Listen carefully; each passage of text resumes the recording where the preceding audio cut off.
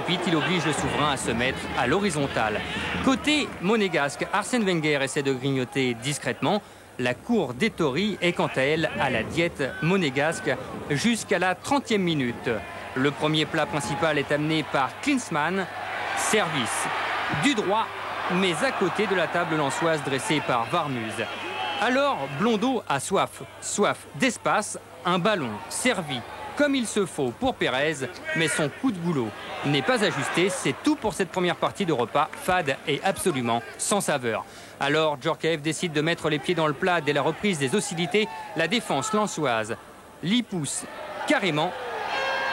Et le maître de cérémonie introduit ce que l'on pourrait appeler le trou normand.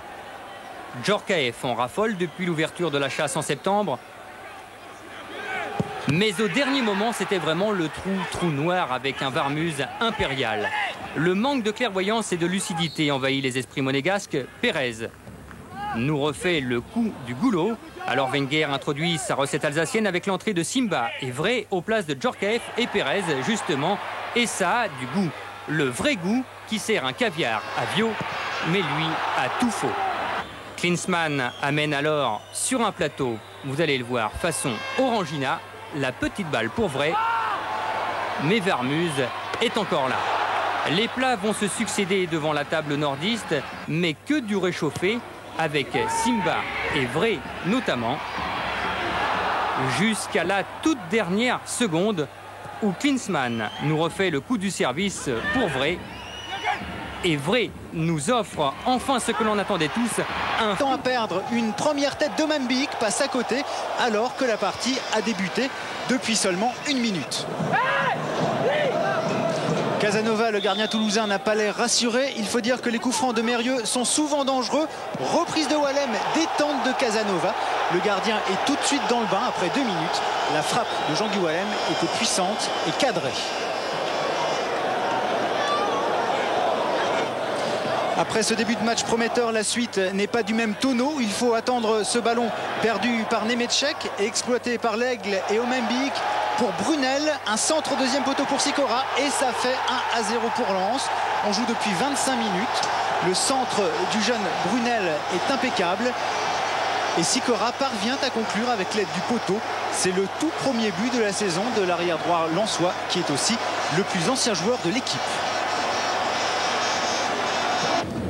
Toulouse pointe quand même le bout de son nez. Romano décale parfaitement Serrault qui va se présenter seul face à Warmuz.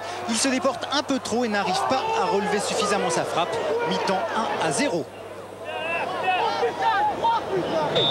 Ils sont 3 Toulousains dans le mur, mais c'est encore insuffisant pour contrer la frappe de Mérieux. Heureusement, Casanova est à la parade et Omembic un peu en retard. La rencontre manque singulièrement de rythme jusqu'à cette magnifique ouverture de Mérieux pour Roger Boli. Frappe croisée et 2-0 pour Lens après 67 minutes. Le break est fait. Le tacle désespéré de 2 buts et le geste du pied de Casanova n'ont rien pu. Une occasion, un but pour Roger Boli qui est devenu incroyablement réaliste cette saison. C'est déjà sa 16e réalisation. Toulouse est maintenant KO. Omembic a lancé l'Aigle dans un boulevard. Il rend la politesse aux Camerounais 3-0. 7e but pour Omembic qui n'avait plus marqué sur une action depuis le mois d'octobre. Un plat du pied dans le but vide sans grande difficulté. La rencontre touche à sa fin. Castendutch n'est pas remonté assez vite pour jouer le hors-jeu. Mérieux en profite pour s'échapper sur la gauche. Il prend tout son temps pour centrer. Et Roby Slater surgit pour le 4-0. Une superbe tête plongeante qui clôt la soirée en beauté. À défaut d'avoir été toujours brillant, Lens a soigné son efficacité. L'ensemble des Lensois est présent. En compagnie des supporters, toute la colonie lensoise a fait le déplacement pour un match extrêmement difficile. S'imposer au parc relève du miracle. Et ça se vérifie avec ce début de match entièrement dominé par les Parisiens. Centre de Ouéa. La première occasion dangereuse des Parisiennes avec cette reprise de volée de David Ginola. Suite à un superbe amorti de la poitrine. Inquiétude sur le banc de touche lensois. Guillaume Warmuz place son mur. La pression est bleue et rouge. Coup franc de Valdo et Warmuz qui est revenu sur sa ligne pour sauver un ballon.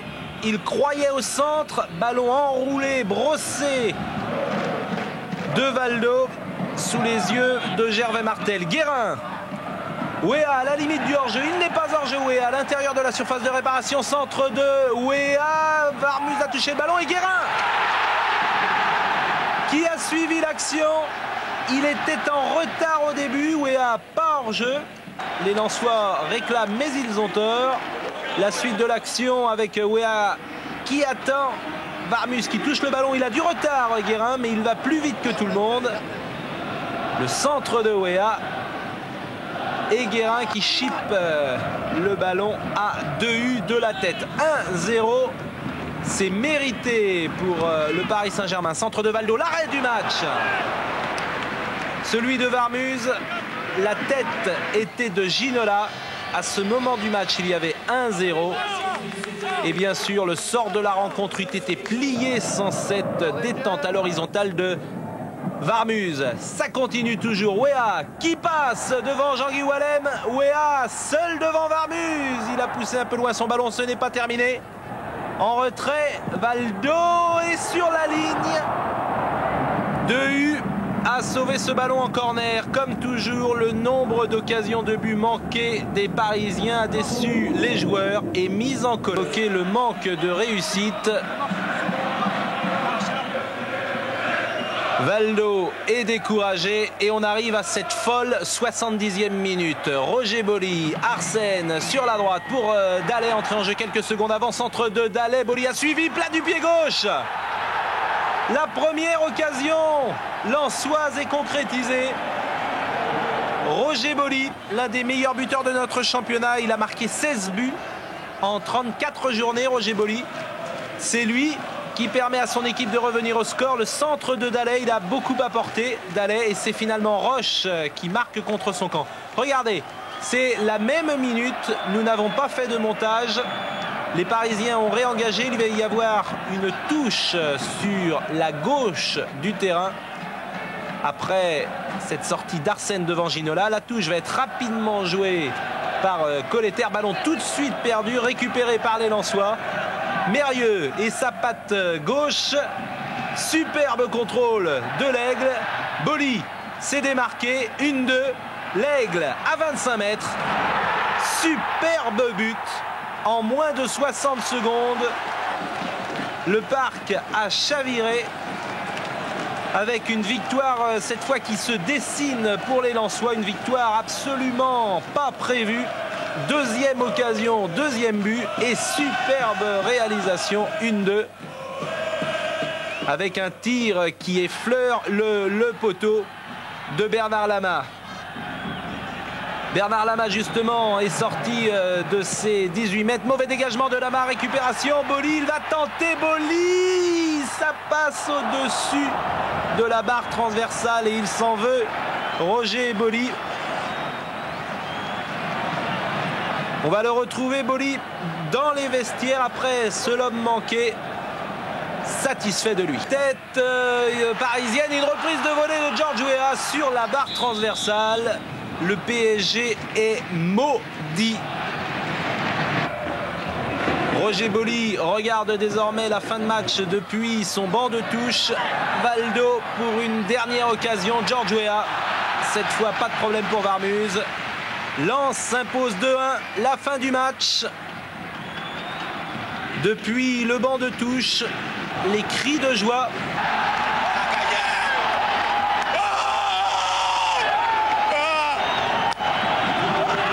Paris Saint-Germain justement à Reims et à Véran. Serré donc et spectaculaire attendu sur fond de Coupe de France et de Coupe d'Europe possible. Défaite interdite pour Lens en plein rêve avec l'Aigle qui lance cette Éloi, mais il échoue sur David Marot. Varmuz se place car ça bouge aussi de l'autre côté. Un corner de Reynald Pedros. La tête de son compère Wedek dans le petit filet de Varmuz. Dans la continuité, Varmuz dégage. Une absence de Naïbet ici qui rate sa passe en retrait et Slater se retrouve en position d'ailier droit pour l'inévitable Roger Boly. Le détonateur de l'équipe inscrit son 17e but de la saison, rejoint au classement des buteurs son vis-à-vis d'un soir. Wedek, 8e but du gauche pour Boly en fin de contrat, il faut peut-être le rappeler. Les dirigeants lensois voulaient le laisser partir à la dernière intersaison pour improductivité notoire. La réponse de Boli est éclatante, mais aussi la réponse de Nantes avec Patrice Loco qui s'accroche bien. Il est passé Walem et Adjoli Boko le crochette. Monsieur Anton n'hésite pas un instant, penalty. Et l'arbitre a tout à fait raison. Adjoli Boko retient bien Patrice Loco. Nicolas Wedek se prépare et 19e but de Wedek, qui est 4e penalty de Wedek, alors que Varmuz était parti du bon côté. Comme il le dit, il s'en est fallu de 4 doigts. Le culot de la jeunesse avec au départ de l'action lensoise un Roger Boli toujours étincelant vers Éloi, et le jeune Éloi tente sa chance. Il faut dire que Patrice Berg, le coach lensois, fait tourner l'effectif, car ce soir Mérieux, Dallet, Perron et Déhu sont sur le banc. Et bel arrêt de David Marot. La défense nantaise, la 3e du championnat, a de drôles de problèmes de réglage, et Slater encore en profite pour Éloi, mais ce dernier n'arrive pas à conclure. Et si Dallet était la révélation du début de championnat, Éloi 12 buts en réserve et celle de ce match. Dernière chose de cette première période animée, et sans carton jaune, Ferry Endoram pour Pedros. L'effet est trop fort, 1-1 à la mi-temps avec un Marot réellement désolé par cette occasion ratée.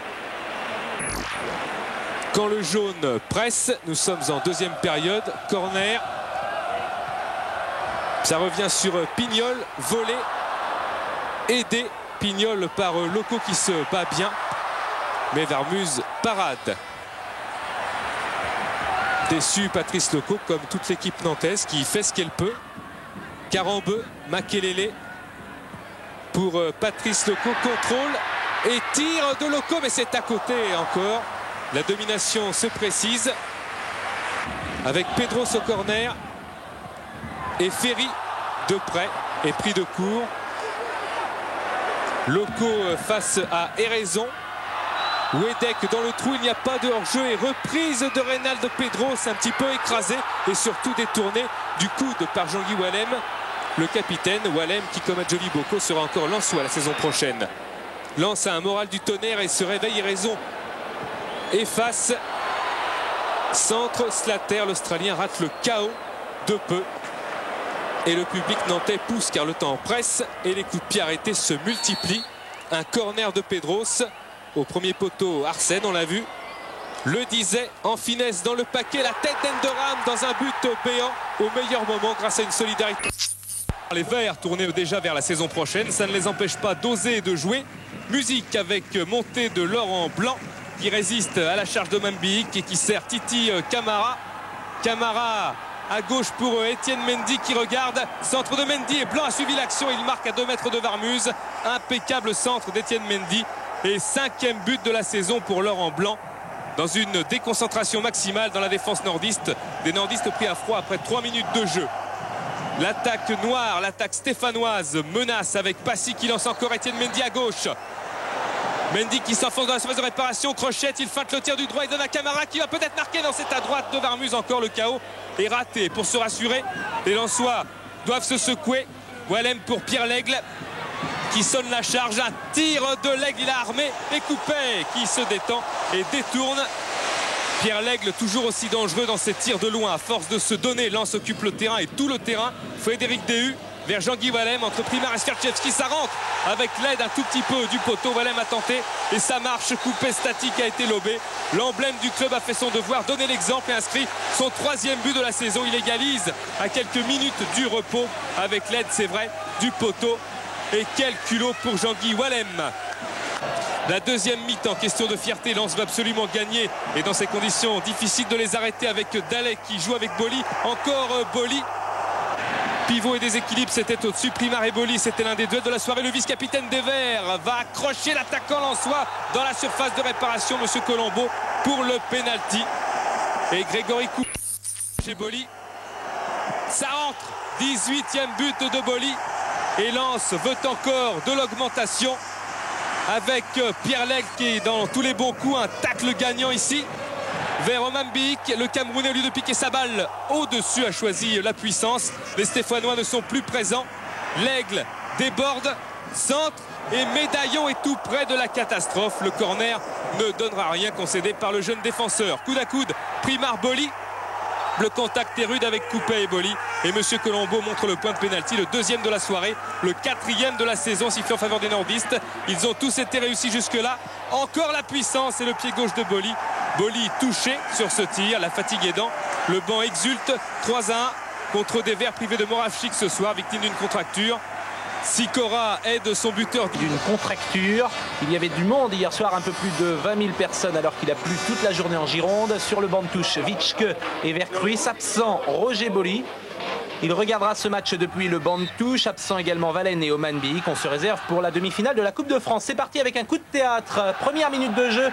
Dugarry a taclé dans les pieds de Dehuc. Dugarry toujours sur la gauche en retrait pour Lizarazu. Un centre et un premier but. Après 80 secondes de jeu, il est signé Zinedine Zidane. Zizou, 6e but de la saison de Zidane. Le tacle de Dugarry, pressing bordelais en ce début de match.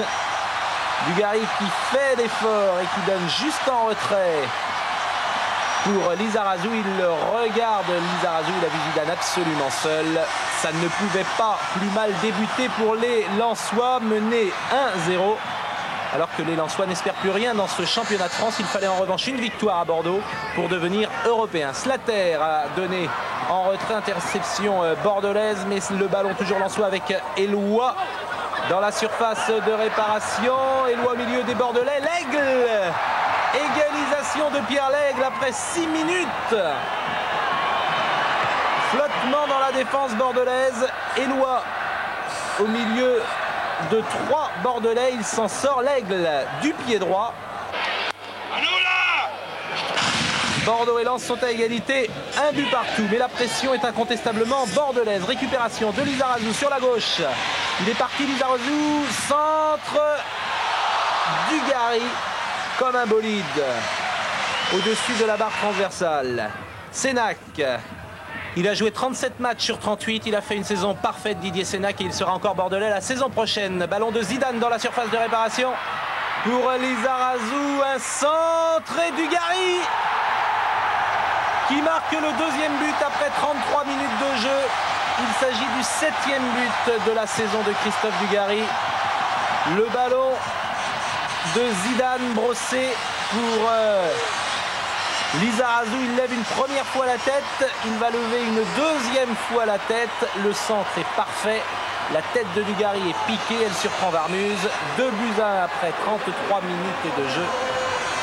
Et c'est le score à la mi-temps de cette rencontre. Ça repart avec un coup de théâtre là aussi. 1 minute en deuxième mi-temps, tir de Dugarry. Et suivez bien Christophe Dugarry en haut de l'image. Regardez, il a piqué le ballon de la tête. Lizarazu a enchaîné. Bordeaux mène 3-1, un but surprise. Regardez Dugarry, il arrive du bas de l'écran. C'est lui qui tape ce ballon de la tête. But valable, a estimé Jean-Marie Véniel. Il a sans doute raison. Au moment où Varmuz allait dégager, Dugarry lui chipe ce ballon. Lizarazu a donné un avantage, cette fois-ci quasi définitif, aux joueurs de Bordeaux. Réaction toutefois lensoise avec ce tir de Perron. Après 55 minutes, et il s'agit du tournant de la rencontre. Car sur la contre-attaque, Perron, le voici, sur la contre-attaque amorcée par Pérez, le gardien des Girondins. Long dégagement au pied, un rebond, Dugarry qui surprend tout son monde. Et Dugarry qui inscrit le 4e but de cette rencontre. Son 8e personnel. Cette fois c'est plié, Patrice Berg le sait. Bordeaux sera européen à la fin de la saison puisque Bordeaux mène 4-1. Les Lensois, eux, pensent surtout à leur demi-finale de mardi soir. Eloi, Santos qui perd le ballon, Perron le récupère, Perron en retrait pour l'Aigle, pied gauche et but. But de Pierre L'Aigle, 4-2. 6e but de cette excellente frappe du championnat. Pierre L'Aigle, Pérez battu, le ballon a fusé juste devant lui. 4-2 sera le score final. Slater à la limite. Par Roger Boli, on joue depuis seulement 3 minutes et il s'offre sa première occasion face à face avec Barthez qui sort vainqueur de ce duel. Ça promet, Boli est bien en jambes, mais le gardien marseillais aussi. Lens joue tout pour l'attaque, tout pour ce qui peut être le dernier va-tout de Boli. Oman Biyik se transforme en serviteur adroit et décisif et Boli rejoint ainsi Wedek et Djorkaeff avec 19 réalisations depuis le début de la saison. 1-0 pour Lens, un but marqué en fait du tibia par Roger Boli. Mais l'OM a du cœur et réagit avec le futur italien Angloma, combinaison parfaite avec Stojkovic sur coup franc, mais Varmuz est imparable. Fermée cette parenthèse marseillaise, on retrouve Roger Boli littéralement intenable. Cette fois-ci, l'attaquant lensois gagne sa confrontation avec la défense et Barthez, mais le poteau l'empêche de passer seul en tête des goléadors. 31e minute, le trio d'attaque étranger de l'OM à l'œuvre, Stojkovic, Anderson qui manque en fait son contrôle, mais Rui Barros transforme cette balle en or, un but partout. Lens reprend alors sa domination, Oman Biyik est toujours aussi précis à la dernière passe et Mérieux redonne immédiatement l'avantage au sang et or, frappe sèche légèrement détournée par Angloma. Ça repart à 200 à l'heure en deuxième période, nouvelle frappe terrible de l'Aigle sur le poteau. La réplique de l'OM avec le petit portugais Rui Barros et c'est une nouvelle fois le poteau qui entre en jeu. Le match est fou. Nouvelle occasion, cette fois-ci pour Roger Boli à côté.